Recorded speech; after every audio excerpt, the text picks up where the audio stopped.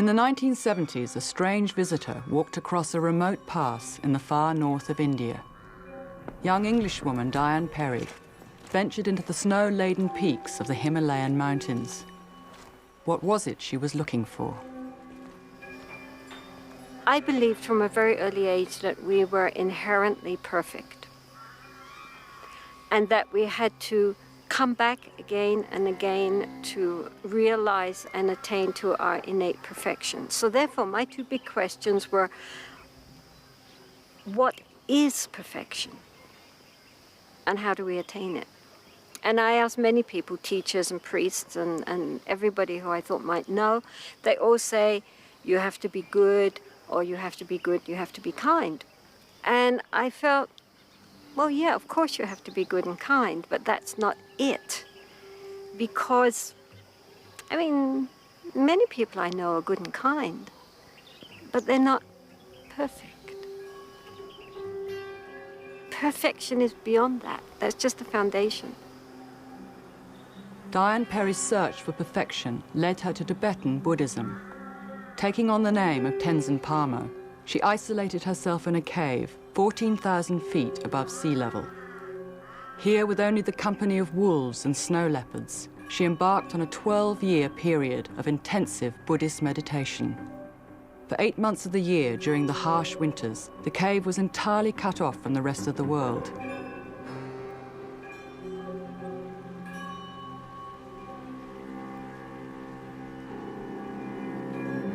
The whole point of being in these long retreats is that it gives time to really merge with the practice. And also it has to do with this whole idea of identity of the roles which we normally play.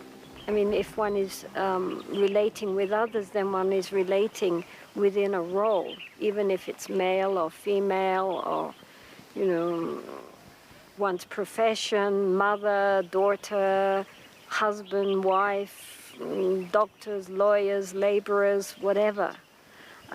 We all have certain roles which we're playing for others and to a certain extent to ourselves.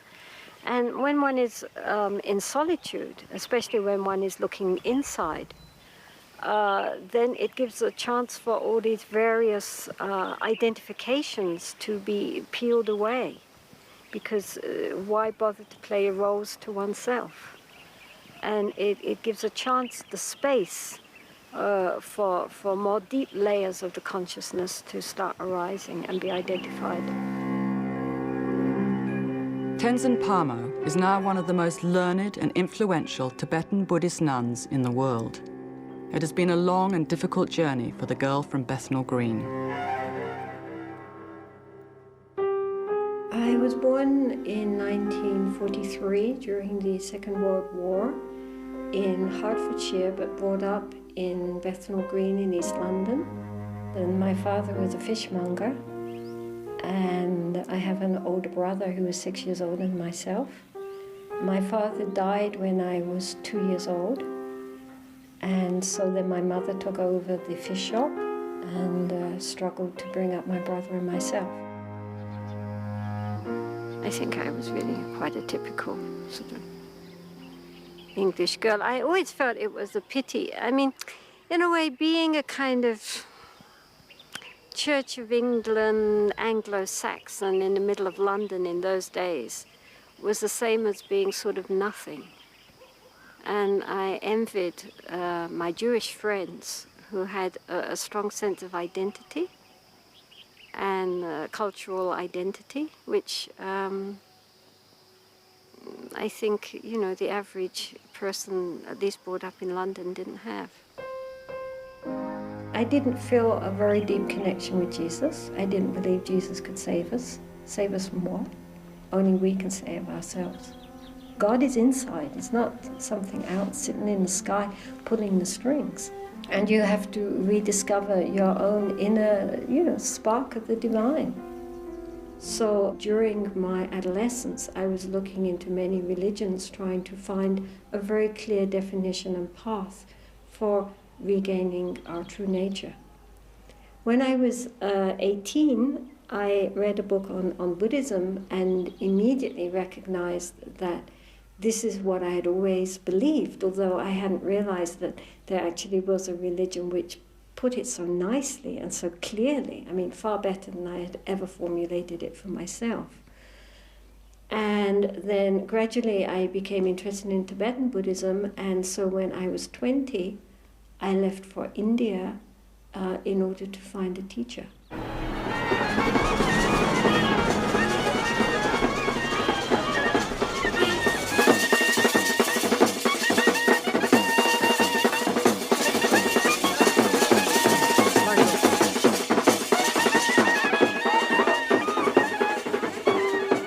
When Tenzin Palmo arrived in India, she was one of many Westerners looking for enlightenment in the East.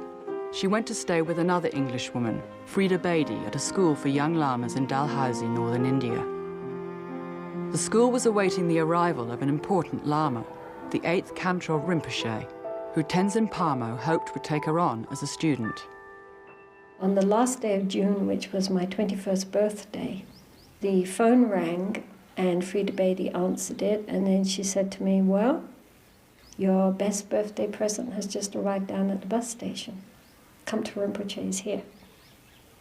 So then I was just, I was completely in a panic, thinking, oh, my lama's come. I had never seen him. I didn't know if he was old or young or fat or thin or anything. I had never seen a photo of him. So then I went in and I prostrated and I offered the scarf, and then I just sat there, and I was so nervous that I couldn't even look at him. And so I just sat and I stared down at the end of his robe and his brown shoes. Then I looked up and saw him for the first time. And then it was first of all as if I was seeing somebody that I knew very well that I hadn't seen for a long time, like, oh, how lovely to see you again. And at the same time, it was as if the very deepest part of my being had suddenly taken material form in front of me, that like he had always been inside me, but now he was manifested outside. And 3 weeks later, I received my first nun's ordination from him, which was probably not only the greatest birthday present I could have had, but the greatest blessing of my life.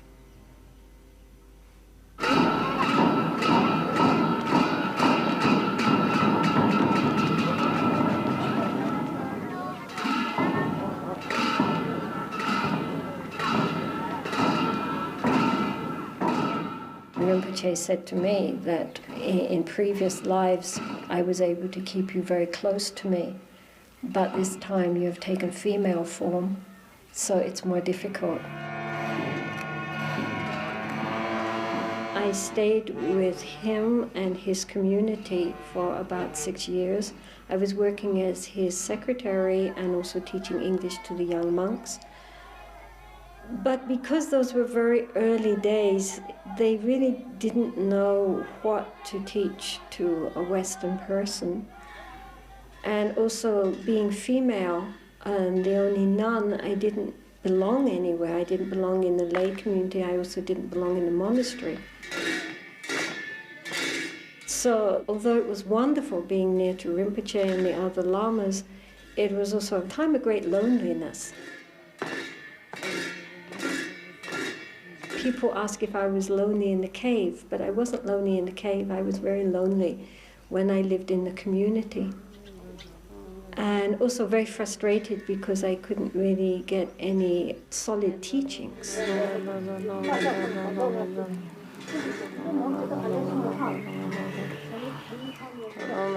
It was impossible to fight the prejudice within a monastery.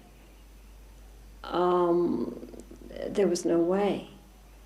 Not only because of being Western, but because of being female. I mean, I saw it when male Westerners came, how they were treated and how much teachings they were given, even if they weren't even Buddhists.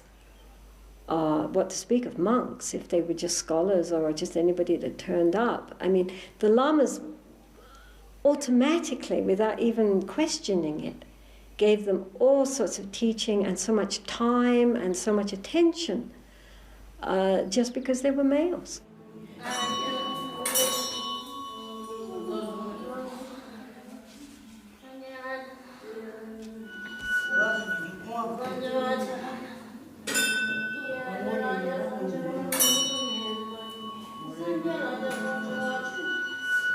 Eventually, after several years at the monastery, Tenzin Palmo got enough teachings to feel confident she could go into extended retreat.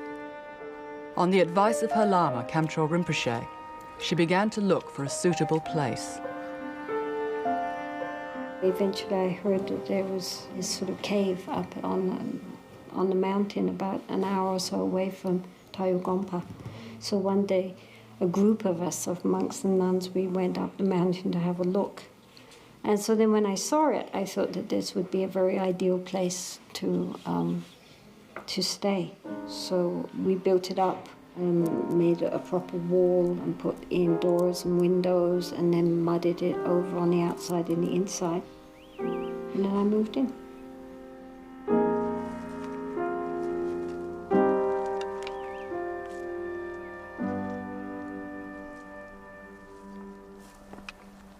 This is the very cave where Tenzin Palmo lived for 12 years alone in the retreat.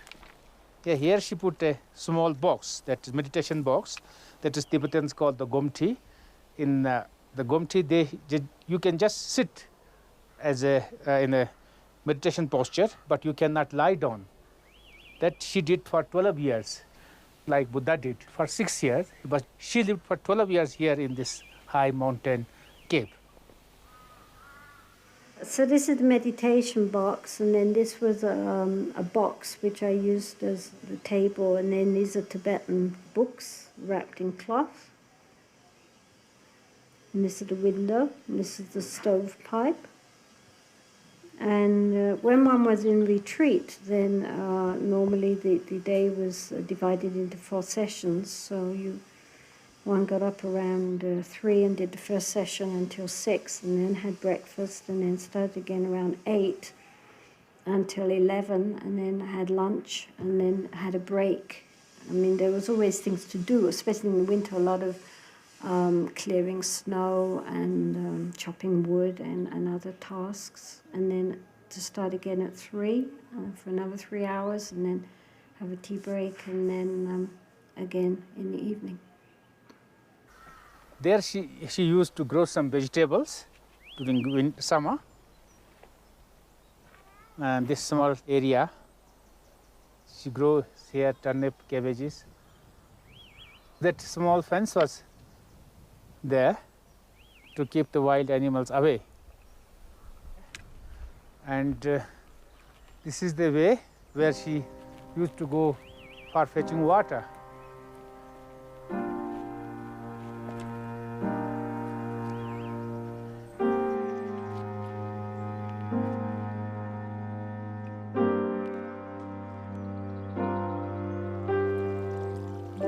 Every year I also would come back to Tashijan to see Kamtrul Rinpoche to check up with him. When I was away, then I would, if any ideas came to me, I would write questions, all sorts of different kinds of questions, and I would have these pages of questions. And then when I would see him again, he'd sort of lean back and say, okay, where's your list? And I would ask him all these questions, and his answers were always so perfect, because he would say, well, according to this tradition they say this, according to that tradition they say that, in this book it says this or that, and on this level it's like this, on this it's like that, but I think, but this is just my opinion, I think, and it was always exactly right, he was just really, he was a Buddha.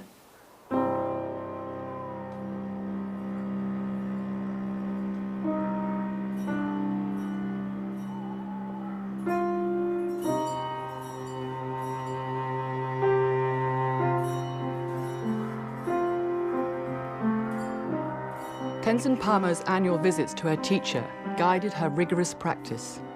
She studied classical Tibetan texts, which described complex visualization techniques. In accordance with the highest aesthetic traditions, she slept for only 3 hours every night, seated in a meditation posture.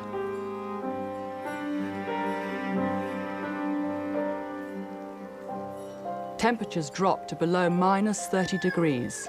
Snow made the cave damp and dangerous. How many months a year did you have snow? Depended on the year, anything from 6 to 8 months. To 8 months? Yeah, Well, sometimes it would start snowing in November and just carry on until May. One time there was a blizzard for a week, and everything got completely submerged by snow.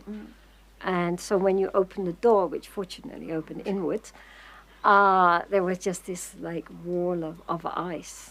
It was completely black. It was blacker than you can, I mean, there just was no light. And I was afraid that the lamp would be eating up oxygen, because I thought, well, you know, we're completely blocked on all sides, everywhere, and that there's only going to be a little oxygen, and that you're going to use it up very quickly. So I thought, okay, so now I'm going to die. I mean, because then, you know, when I was getting all, you know, yes, you know, take care of me in the bardo and da da da da da, and then I heard this voice inside saying, dig out. Oh. I said, oh, yes, right, Rinpoche. Okay. Right. So, I love it. So then I tried digging out. Of course, you know, because it was a wall, then you had to bring the snow into the cave, right? So indeed it was not the cave in the snow, it was the snow in the cave. Right. And so at first I tried using a shovel, and then after a while a saucepan lid. And then as I was making this tunnel trying to go upwards, I just scrambled with my hands, and I had this very cold little dark. But anyway, eventually we hit light and got out. And then when I looked out, I stuck my head out, it was still blizzarding. And then I actually tunneled out 3 times before we got to the outside, and it wasn't blizzarding anymore. What was the hardest thing you went through? When the police officer came at the end and knocked on the door and said, handed me a notice saying you've been in the country for 3 years illegally, and you better come down because you've got 72 hours to get out of the country.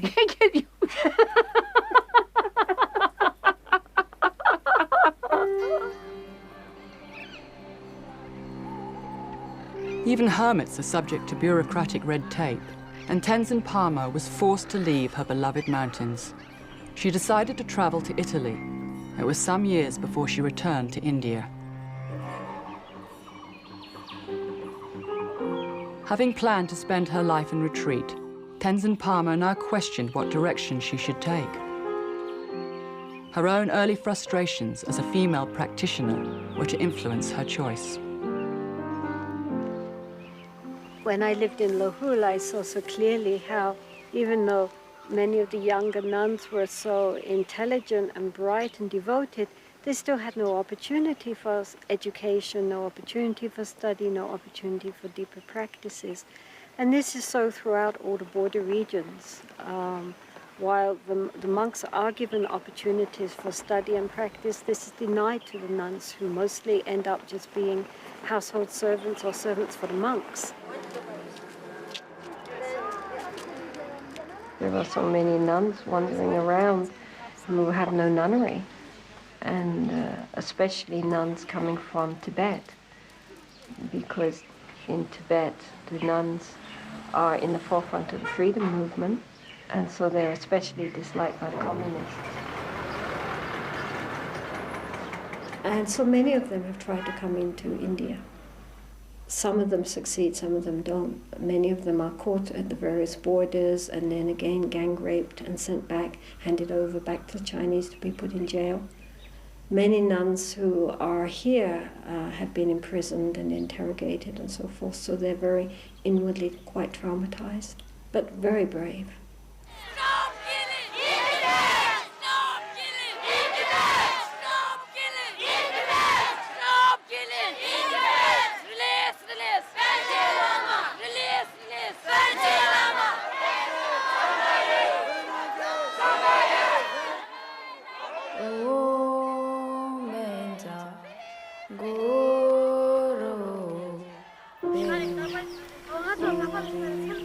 Nuns who have managed to escape Tibet join the ranks of many other nuns in the border regions who have struggled to access teachings.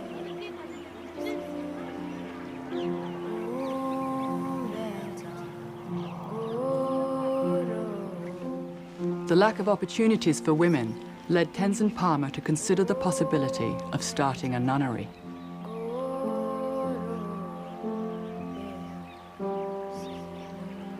We went to see an astrologer, and so then I said to him, look, I have these two options. Either I can go into retreat or I can start a nunnery.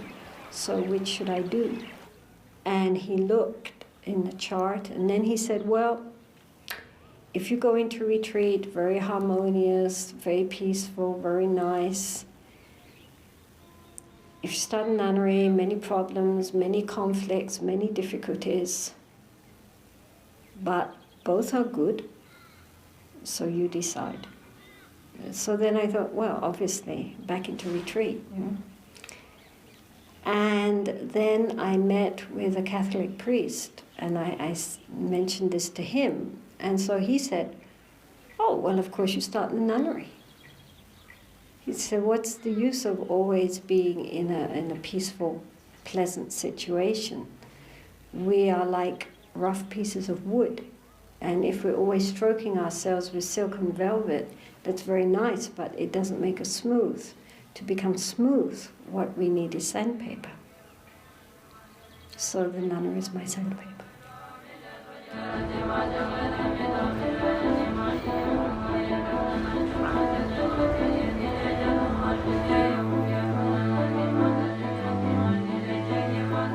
Having made her decision, Tenzin Palmo embarked on a grueling international schedule of public talks and lectures in order to raise funds for the nunnery project.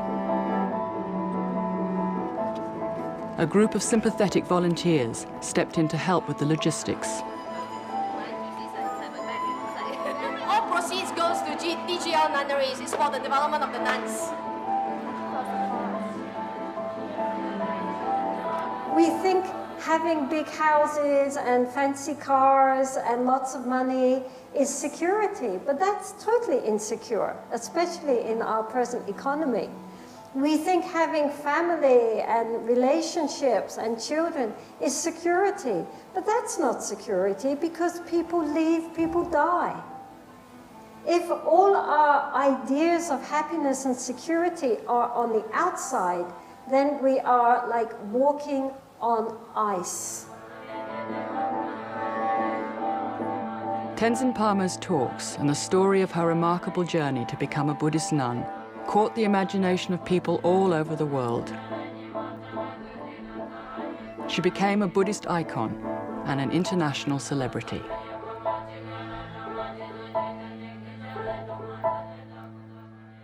I think one of the great things about being a nun is you never have to think about your hairdo. You never have to think what you're going to wear. Okay. I don't have to get up in the morning and open the wardrobe and gaze at all my costumes and decide what I'm going to wear. I wear whatever it happens to be clean. You don't care what the fashions are. That's right. You know, you don't have to care about anything. You know, what color's in this year or not in this year. It's for you the same old color year in, year out. One of the first to recognize the inspirational nature of Tenzin Palmo's story was journalist Vicky Mackenzie. Her book, Cave in the Snow, has been translated into 9 languages. It quickly cemented the reluctant heroine's fame. I have no glasses, so I'm just writing blindly and hope it comes out like a signature. I'd like to get a T-shirt with quotation from Venerable Tenzin Palmo. All proceeds goes to Dongkyu Getzeling. I'd like to take a look. We have all sizes. Thank you. You're very, you give us great inspiration with your courage.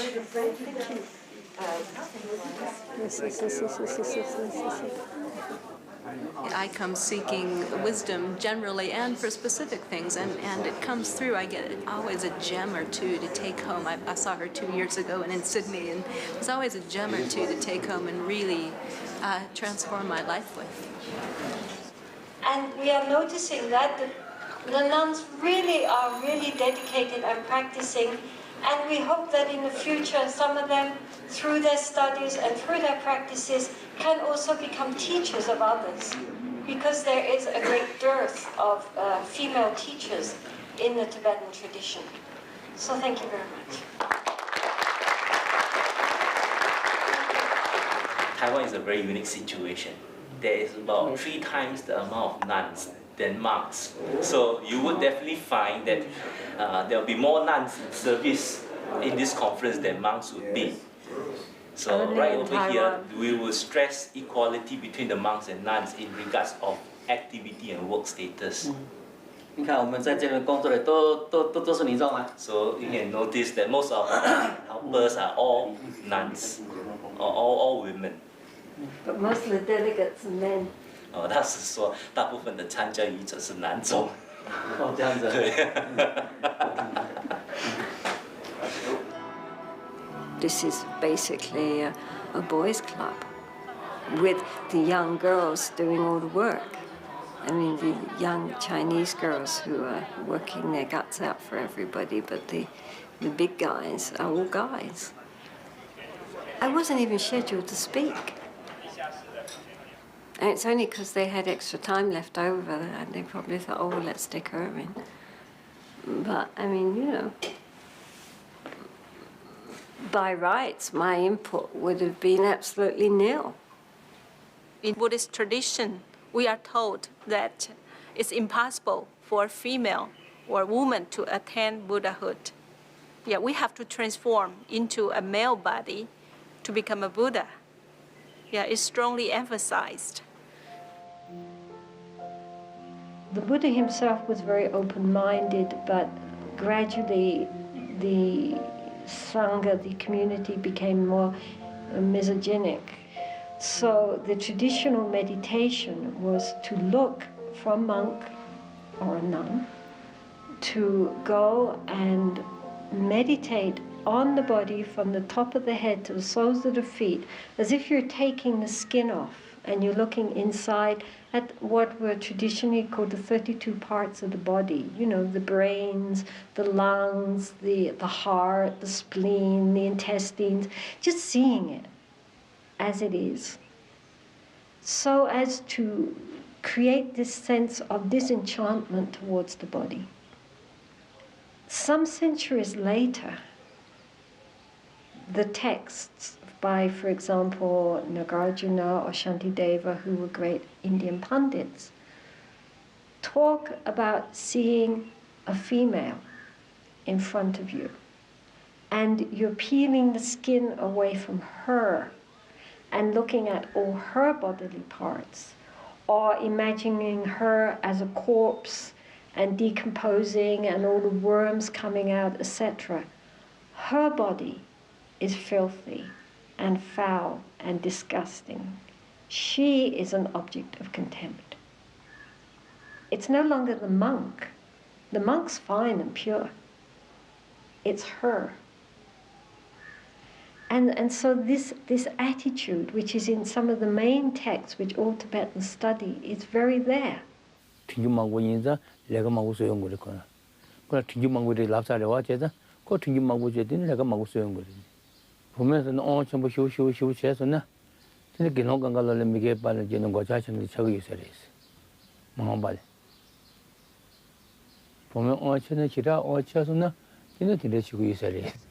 We can change. The Buddha himself said that we can change. If we could not change, I would not tell you to change. But we can change.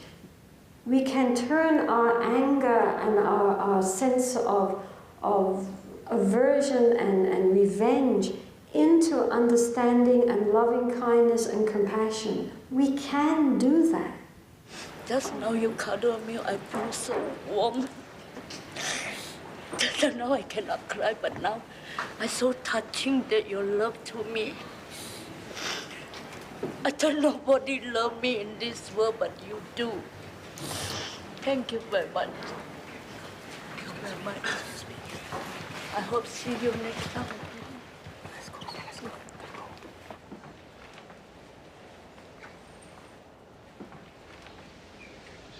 I don't like giving talks. Otherwise it would be fine. There's always this little voice inside me saying, what do you think you're doing? And I think, yeah, what? There are times when I really feel trapped by the process, so to speak. You know, ending up starting this nunnery and going on world tours and things like that. And there are times when I feel a bit like a rabbit in a cage.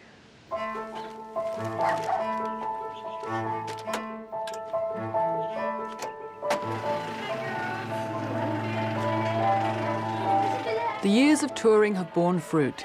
Tenzin Palmo and her team of volunteers have finally raised enough money to purchase land on which the nunnery will be built. Makeshift accommodation is being used to house the first of many applicants.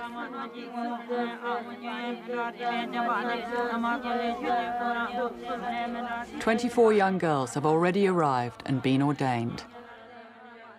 Plans are being made for a nunnery which will eventually house 160.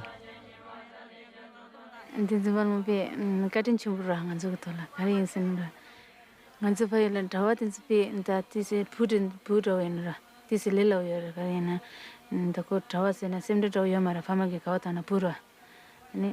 bumudo ina mi lungbal dana tisi an simde do yora bumura paila ina daga anisin siju mare anisin nala lega bulgari atungi ke sela lera antinda kare ensenara lojun changalle karina payu kumbala lojun yomara ani tila lojun chibe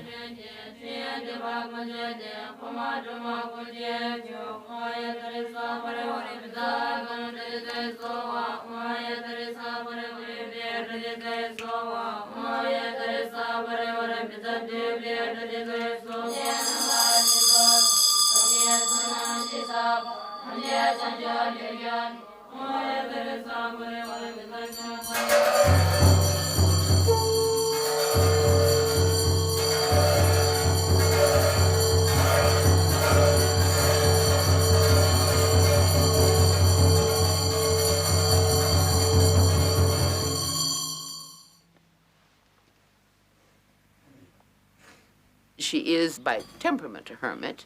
I mean, not in the sense of being against the world, but the way in which she enters the world the most completely is entering it in grace and as a spiritual support, which is tremendous spiritual support to all of her friends and the people who know her.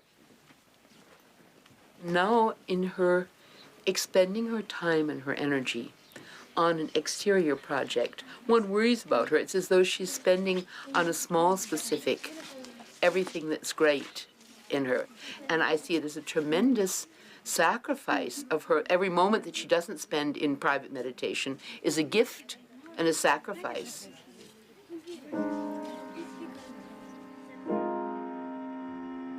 One of Tenzin Palmo's ultimate objectives is to introduce ordination for nuns at the highest level. She herself received the full Bhikshuni ordination in Hong Kong in 1973. Such high ordination is only available in the Chinese Buddhist tradition.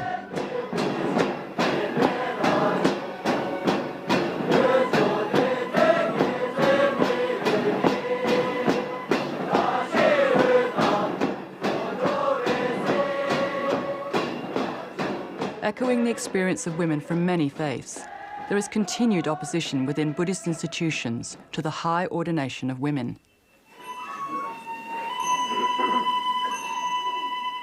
Tenzin Palmo's determination to change the status quo in the Tibetan system has led her to His Holiness the 14th Dalai Lama, the spiritual leader of the Tibetan government in exile. Chala. How are you? I'm very well. How are you? Fine. Really? I'm fully recovered now. Oh, No problem. may you live to be at least 108, if not 120. Now, I feel it is very, very important to have one international Sangha sort of conference and discuss and according to the present circumstances. Of course, the Buddha himself is allowed, or you should give the ordination, the highest ordination for none. Now, therefore, now we must make effort to reintroduce into those Buddhist community up to now no longer sort of Bhikshuni traditions. This is my task which is not yet accomplished.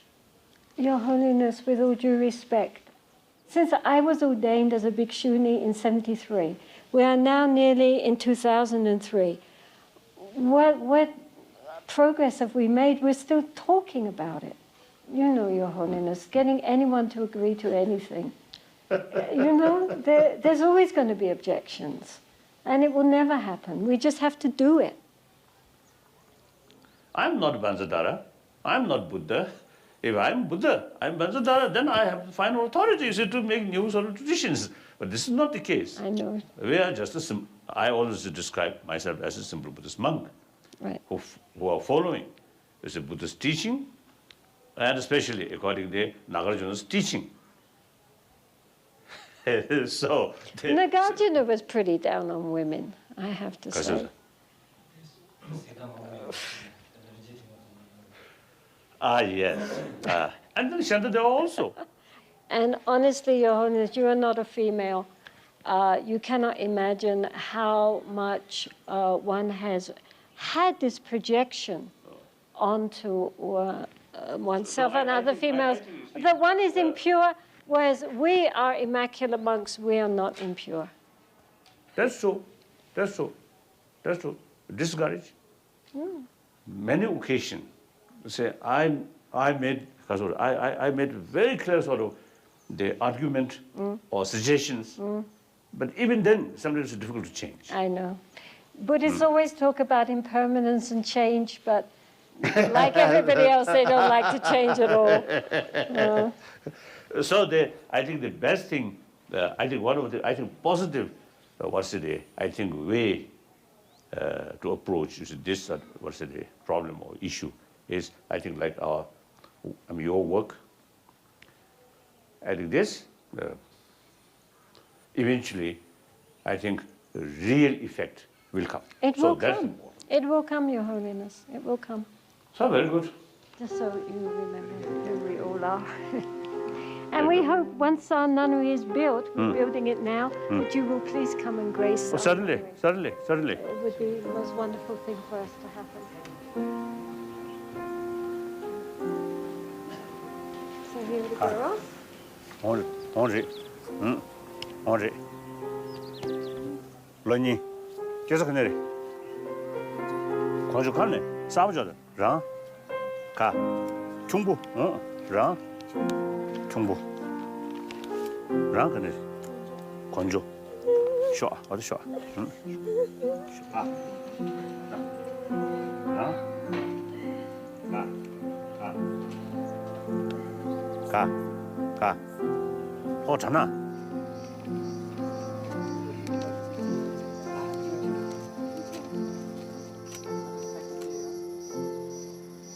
This will go on the front page of our newsletter. Big smile. Thank you. This here? Temple. This no? It's going to be office and yes, office type. Yeah, stuff. So this here marked. This here. And you, here. You are there. You're there. This yeah. This is cow shed. And pump room here, and this little office just below, and then just beyond that is the study center. Going down the hill. To teach her. Yeah?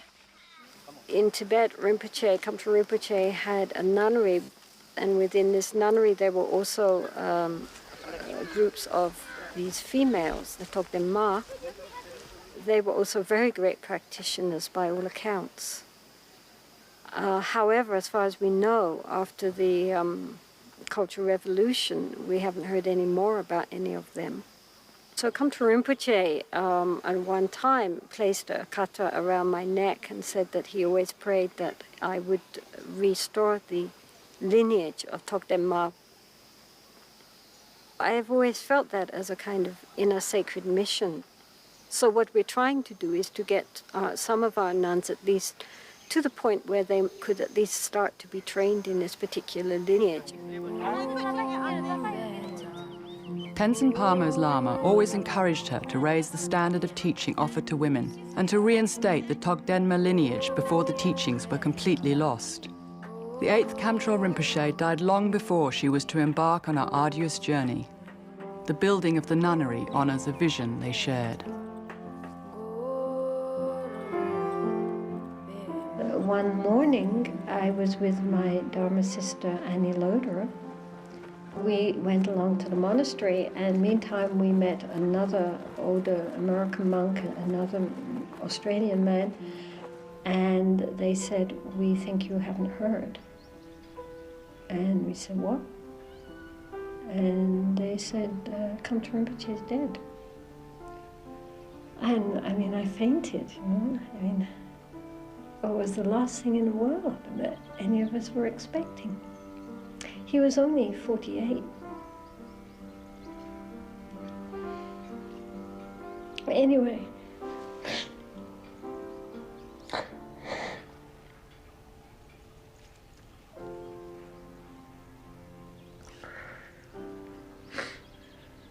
yeah, what can I say? I mean, I felt that I was in a big desert, and suddenly my guide had left, and I didn't know where to go. But then Annie Loder and I, after a while, we just sat and meditated together, and then I realized really the Lama's always in the heart. And the Lama isn't just the outer form. But I must say I do miss Rinpoche.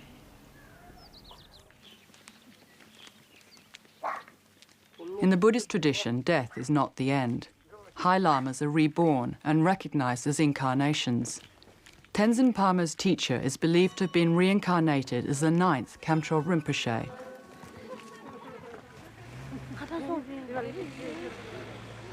Now a young man, he has continued the support his predecessor offered Tenzin Palmo. So Rinpoche, welcome once again. As preparations are made to lay the foundations for the nunnery, the 9th Kamtrul Rinpoche is present to bless the land. We're having a ceremony for consecrating the land for the first buildings which we're going to be putting up. We'll be doing a puja for the spirits of the earth to ask their cooperation and their blessings on this project.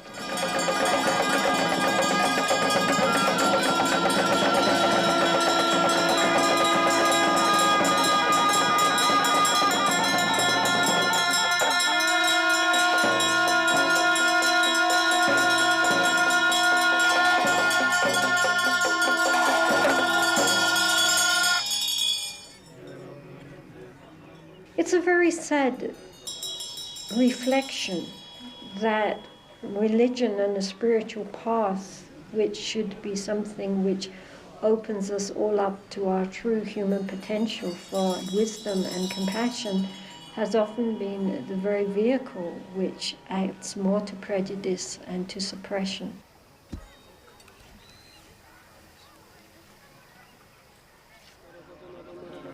I personally do not want to create any big waves. That creates opposition. I think it's just very slowly, gradually, things begin to change. The very fact that now nuns actually study and nuns debate is already something which 10 years ago was unthinkable.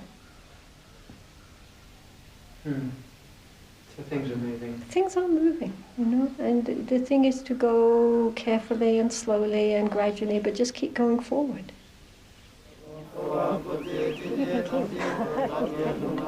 Thank you, Rinpoche. Please always bless this nunnery.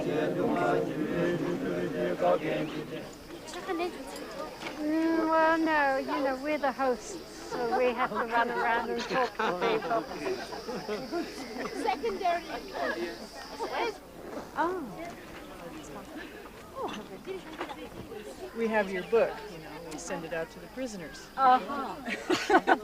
She said that he said to inspire them. Yes, life in a cave, they will feel quite at home with this idea. Say, don't feel bad, guys. This is where she lived. And she chose it.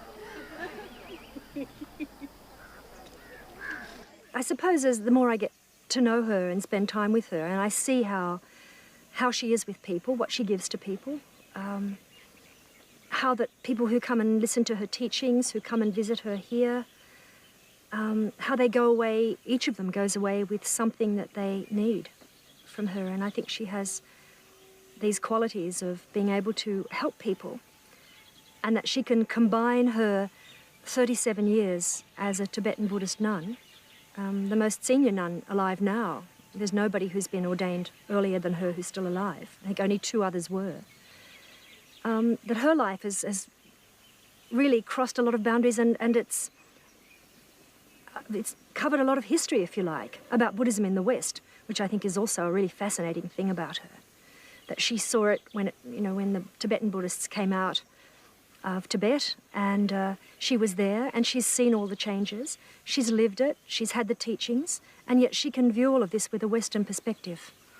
And she inspires many people, women and men, and women in particular, I think, who see that she's done it, and therefore, nobody else need be frightened of going for it as well.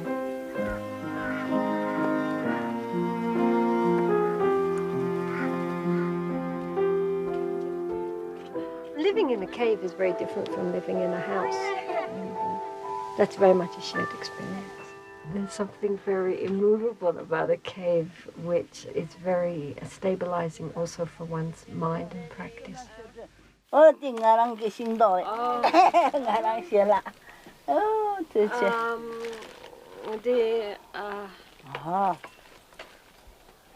does this compare to your cave? As with my cave, the rock roof is black from smoke and has mud walls, like my cave did. This one here is a little bit smaller because she has a separate kitchen, whereas in mine the kitchen and the actual room were together.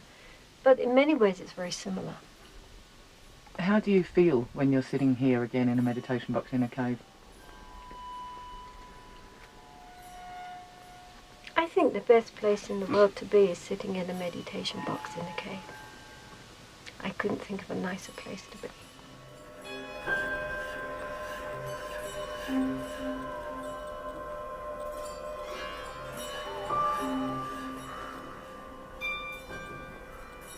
In a way, people are writing about and recording and relating to this being who doesn't really exist. Nobody believes me.